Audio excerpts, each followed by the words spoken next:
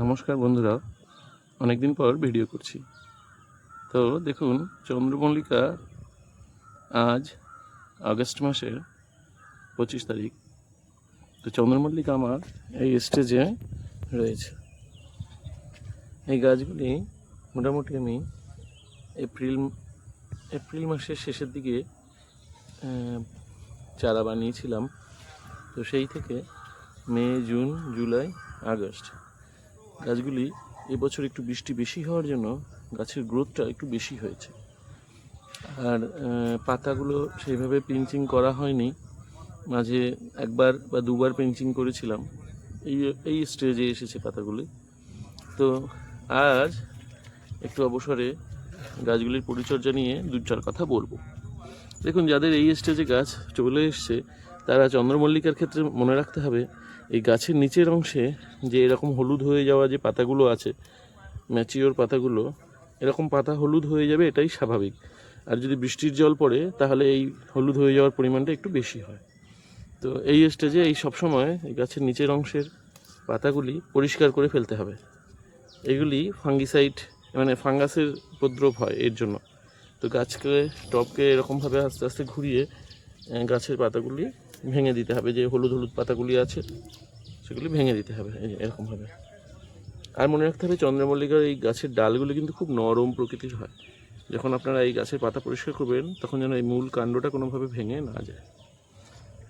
তো এইভাবে গাছের পাতা পরিষ্কার করার নিচের গোড়াটা দেখুন, আমার প্রত্যেকটি টবের এইভাবে টবের নিচের অংশটা সবসময় যেন সূর্যের আলো পায় এরকম পরিষ্কার রাখতে হবে এবং আগাছা মুক্ত করে রাখতে হবে। কোনো রকমভাবে ঘাস ঠাস জন্মালে সেগুলো কিন্তু পরিষ্কার করে রাখতে হবে। আর এই অবস্থায় যেহেতু বর্ষা, সেরকম আলাদাভাবে কিছু খাবার আমি দেই না সাধারণত। তো যে খাবারগুলি দেব আমি সেগুলি একটু আলোচনা করছি। বন্ধুরা দেখুন, এই গাছের কিছু খাবার এই স্টেজে গাছকে কিছু খাবার আমি দেব। তো কি কি দেখুন, এইখানে আছে 10-26-26 NPK। তো আমি টপ পিছু এরকম একটা 10 ইঞ্চি টপ পিছু আমি কি খাবার দেব, এরকম এইটুকু পরিমাণ, এরকম হাফ চামচ পরিমাণ 10-26-26 সার নেব। যেহেতু বর্ষা ওয়েদার চলছে, এখানে ফাঙ্গিসাইড নেব কিছুটা, কারণ এই চন্দ্রমল্লিকায় ফাঙ্গাসের উপদ্রব হয়। এইরকম সামান্য পরিমাণ টপ পিছু ফাঙ্গিসাইড নেব। আর কি নেব, এই গাছের পাতাকে সবুজ রাখার জন্য দেখুন একটা খুব কার্যকরী খাবার, এপসম সল্ট। তাহলে আমি টপ পিছু কিছুটা এপসম সল্ট নেব, ব্যাস। আর নেব একটা খাবার যেটা আমি ব্যবহার করি, এই যে অ্যাগ্রোমিন ম্যাক্স অনুখাদ্য। এখানে সামান্য পরিমাণে অনুখাদ্য আমি টপ পিছু ব্যবহার করব। এই যেরকম টপ পিছু এরকম হাফ চামচেরও কোয়ার্টার চামচ অনুখাদ্য। তাহলে এরকম এই চারটি খাবার মিশিয়ে আমি জাস্ট গাছের গোড়াটাকে আমি যদি একটু খুঁচিয়ে এখানে আমি এই খাবারগুলোকে দিয়ে দেবো। খাবারগুলোকে দিয়ে একটু ছড়িয়ে দেবো। আলাদা করে আর জল দেওয়ার দরকার নেই, কারণ এখন বৃষ্টি ওয়েদার, এখন কিন্তু প্রচুর পরিমাণে ময়েশ্চার রয়েছে, মাটি ভেজা রয়েছে। ও আবার যখন বৃষ্টি হবে তখন এগুলো অটোমেটিক মাটির সাথে মিশে যাবে। তো এইটুকু খাবার আমি এই অবস্থায় চন্দ্রমল্লিকায় দেব।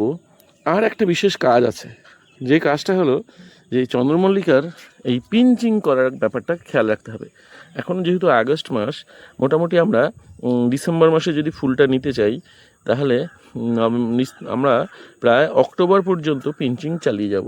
দেখুন, এই যে গাছের পাতাগুলি বড় হয়েছে, আমি এর ডগাটি আস্তে করে নরম হাতে ভেঙে দেব, এরকমভাবে পিঞ্চিং করে দেবো। এবং পিঞ্চিং করার সময় খেয়াল রাখতে হবে যেন বিষয়টা একই ব্যালেন্সে থাকে। যেমন এই ডগাটি অনেকটা লম্বা হয়ে গেছে, তাহলে এই ডগাটি এখান থেকে ভেঙে দেবো। তাহলে এইভাবে আমরা পিঞ্চিং করে দেবো। আর দেখুন বন্ধুরা, আমার এই গাছে কিন্তু কোনো রকম মিলিবাগ বা কোনো রকম পোকার উপদ্রব নেই, কারণ আমি প্রতি মাসে একবার করে নিয়মিত আমি কি ব্যবহার করি, আমি টাফগার বা মনোসিল বা ওস্তাদ যে কোনো একটা ওষুধ আমি ঘুরিয়ে ফিরিয়ে এক মাসে এক একটি ওষুধ ব্যবহার করি।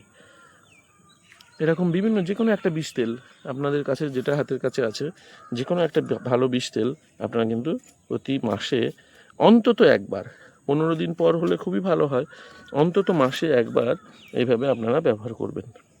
তাহলে দেখুন যে ডগাটি এরকম, দেখুন আমি আগে পিঞ্চিং করেছিলাম, তার চারদিক থেকে একটা, দুটো, তিনটে, চারটে নতুন করে ডাল বেরিয়েছে। তাহলে এরকমভাবে যে অংশটা এরকম আগা প্রবর্ধিত থাকবে সেই অংশটিকে আমরা পিঞ্চিং করে দেবো। এই চন্দ্রমল্লিকাকে ঝাঁকালা বা ঝোপালো করার একটা বড় ঔষধ হলো এই পিঞ্চিং। আমি এই বর্ষা ওয়েদারটা পার হলেই এইগুলোকে বেড়ি পরিয়ে দেবো, মানে জিআই তারের বেড়ি দিয়ে আমি এরকমভাবে বাঁশের কঞ্চি দিয়ে আমি বেড়ি পরিয়ে দেবো।